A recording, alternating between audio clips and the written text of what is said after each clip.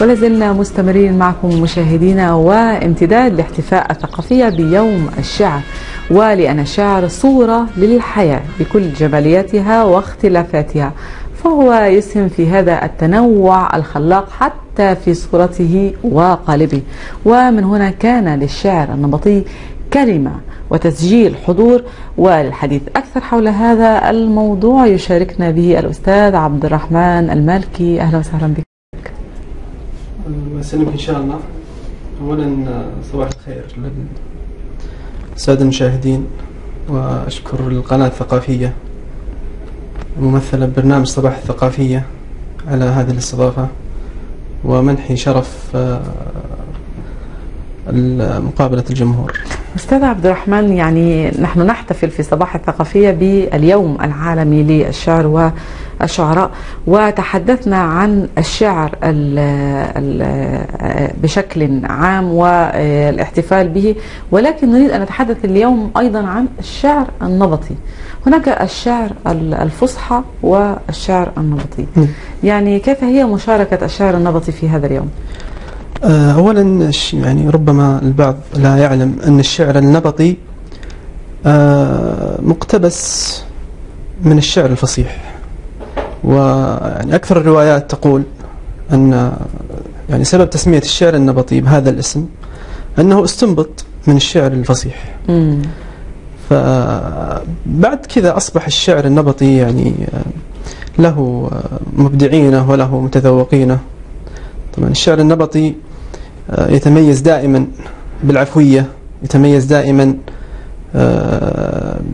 يعني بالسلاسة، ويتميز دائما أيضا أنه يعني مفهوم من عامة الناس.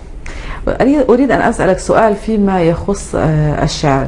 يقال هناك مقولة بأن الشعر النبطي قد سحب قليلا البساط من تحت الشعر الفصحى، هل هذا صحيح من وجهة نظرك؟ طبعا المقولة أكيد أنها تسعد شعراء النبط، وهذه يعني في أكثر من محفل يعني كثير من شعراء الفصيح اعترفوا بأن الشعر النبطي أصبح له قابلية أكثر عند المتلقي. ربما لأسباب كثيرة، يعني ربما يعني البعد عن اللغة الفصحى في التحدث سبب، ربما أيضا أنه أصبحت يعني الشعر الفصيح يحتاج إلى تراكيب وألفاظ ربما الشارع لا يتداولها هذه الفترة، بينما الشعر النبطي يعني ألفاظ متداولة، ألفاظ يسمعها الجميع في حياته اليومية وفي تعاملاته. يعني من وجهة نظرك هذه هي الأسباب؟ قد تكون هذه الأسباب. كان لك قصيدة عن الأم كان لها أصداء قوية جدا على مستمعيها ومتلقيها، هل لك أن تسمعنا بعض من الأبيات؟ والله أنا أتشرف أولا أن يعني القصيدة التي تداولت كانت عن الأم. الأم مهما تكلمنا عنها لا يمكن أن فيها يعني جزء من حقها. أكيد. ويشرفني أيضا أنا يشاركني السادة المشاهدين في سماعها. أقول: سلام مني كامل الأشواق، سلام مني كامل الأشواق، للي غلاها وسط قلبي فاقي، الغالية اللي أمرنا ربي نحبها ونطيعها بأخلاقي. سلام مني كامل الأشواق، للي غلاها وسط قلبي فاقي، الغالية اللي أمرنا ربي نحبها ونطيعها بأخلاقي.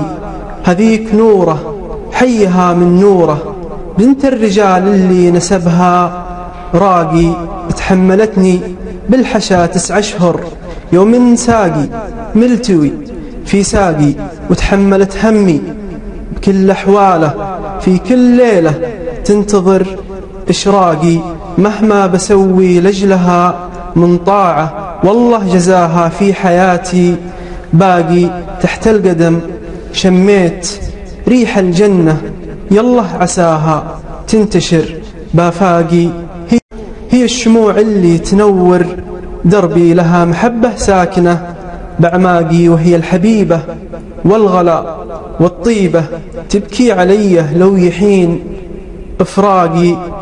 يوم ربي زادني من فضله، وثقت بري نحوها بوثاقي. لاني متجمل ولا متفاخر، هذه رضاها من رضا الخلاقي. حتى الشعر لو بكتبه ما يكفي، لو تمتلي لعيونها أوراقي. به بيت شاعر يختصر أفكاري، يوصف مشاعر كل حرف ضاقي.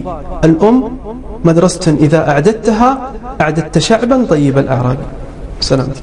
رائع. يعني قصيدة تتحدث عن الأم من الألف إلى الياء، من بداية التكوين إلى أن كبر الشخص، وفيها الكثير من الوفاء والإجلال. أريد أن أتحدث عنك من الناحية الشخصية. يعني وراء كل إنسان شخص يكتشف موهبته وشخص آخر يدعمه.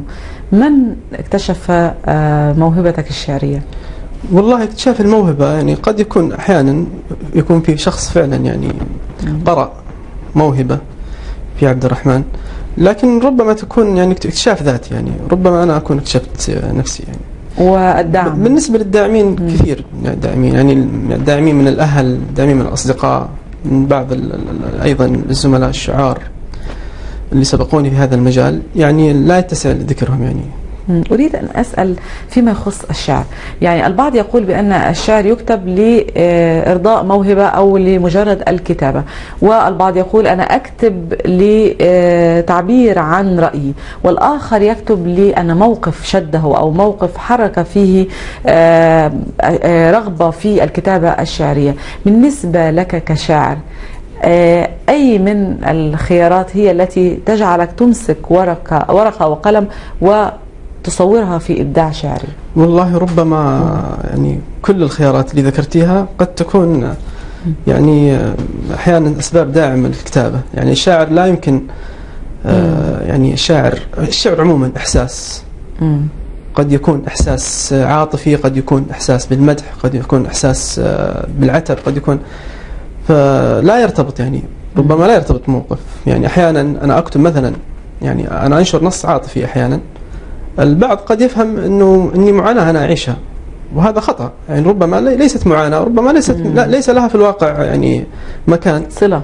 نعم. في خيال الشاعر يعني قادر على صناعة يعني ما يعتقده البعض أنه واقع، وهذا ليس صحيح. أو ألم يكون قريب لك من شخص قريب لك ويحرك فيك ذائقة الشعر، أو أيضا هذه قد تكون من الأسباب أيضا. يعني أحيانا شخص يكتب عن مشاكل اجتماعية، أحيانا شخص يكتب عن مشاكل مثلا رآها مثلا للقريب أو لصديق أو لأحد المعارف.